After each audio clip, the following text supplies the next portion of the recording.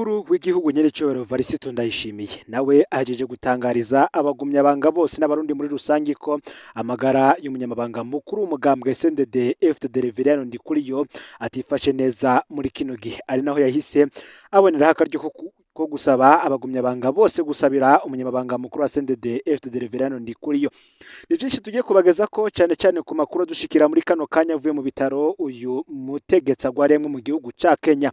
Nitekana umunezero ntangere byo gusubira kubana namwe banywanye bacu mubana natwe mu makuru n'ibiganiro vya misi yose tubandanya gushikiriza kuri nombonesha kure yacu kandi yanyu Umuhuza TV. Uyu ni umwanya tugiye kubageza ko amakuru biriko biravugwa bigezwe ko muri kano kanya ngaha mu gihugu c'u Burundi, akaba ari amakuru tuza kugaruka ku ngingo nyinshi zitandukanye, gusa cyane cyane tukaza kugaruka ku magara y'umunyamabanga mukuru w'umugambwe CNDD FDD ku rwego rw'igihugu Reverien Ndikuriyo.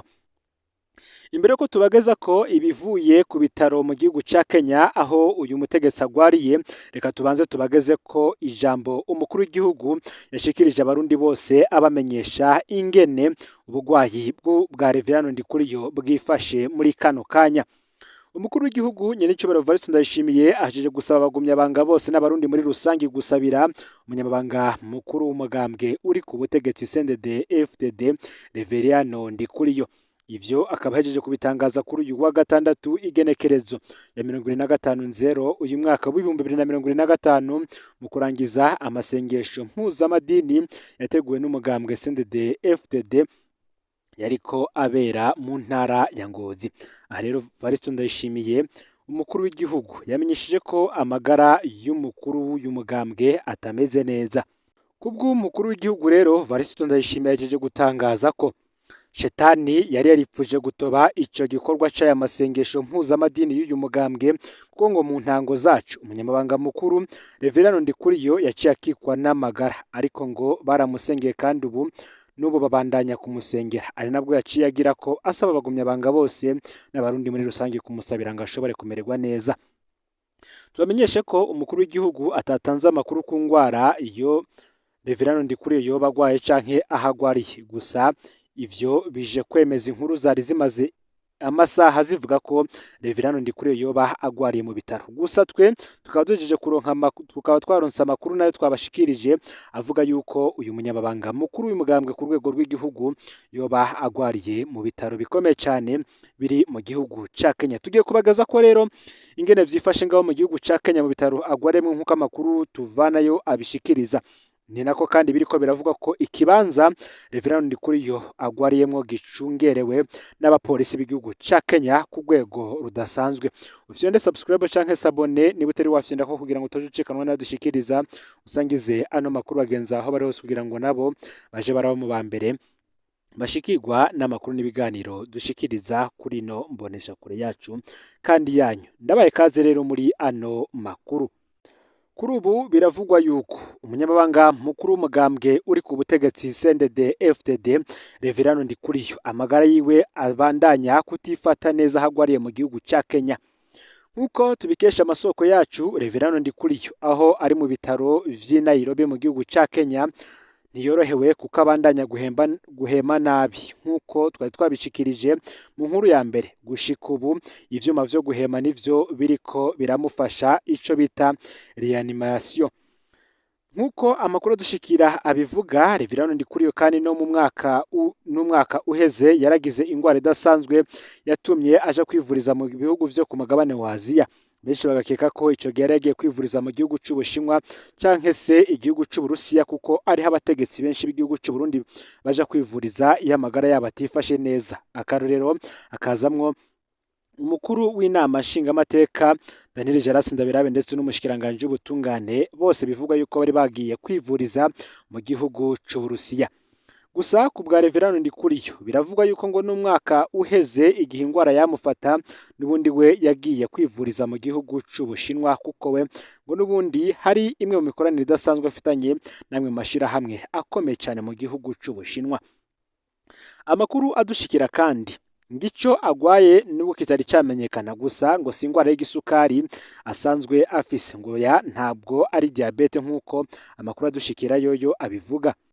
Ni mu gihe abaganga bo ngaha mu gihugu c'u Burundi cane cane abaganga bakora ku kirimba bo mu biro vy'umukuru w'igihugu aribo ba mbere bari batanguye kwikeka ko yoba agize ikibazo kivuye ku ndwara ya diyabete asanzwe agendana, kuko ico gihe yari yatakaje inguvu ku buryo bugaragara, atangura kubira icyuya cyinshi ndetse n'ibizunguzungu. Ikindi kandi biyumviye nuko yoba yari yagize ico bita ingwara y'umutima canke se bimwe mu bice vy'umutima wiwe bitariko birakora neza, gusa ico sico caje kugaragara nk'ikibazo.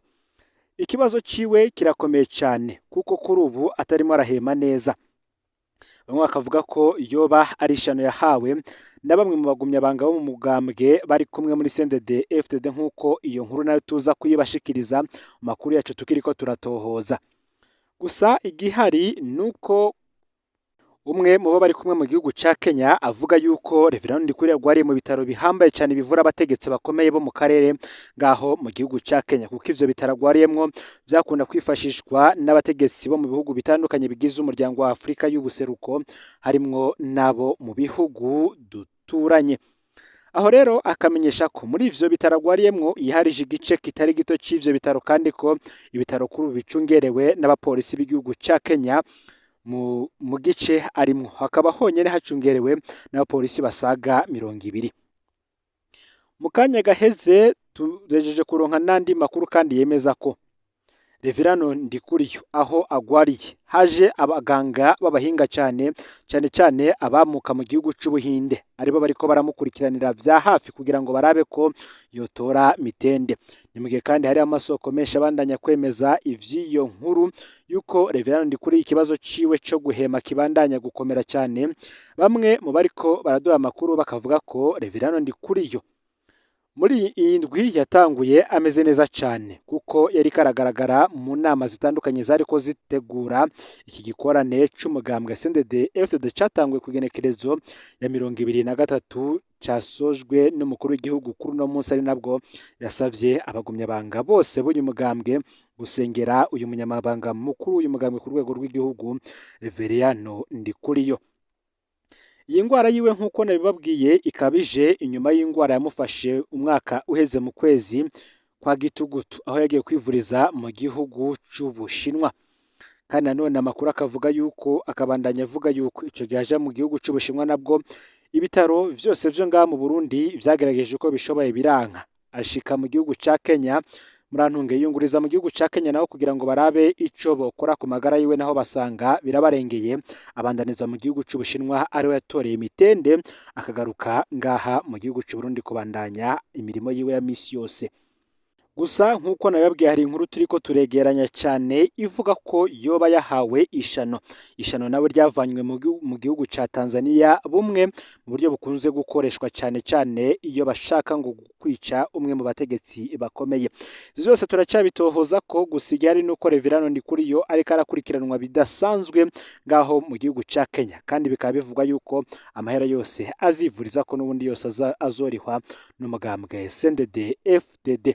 Akaba ari naco catumye umukuru w'igihugu nyene Cobora Evariste Ndayishimiye kuri uno munsi igenekerezo ya 25/0 uyu mwaka asaba abagumyabanga bose gusabira umukuru w'uyu mugambwe ku rwego rw'igihugu Reverend Ndikuriyo.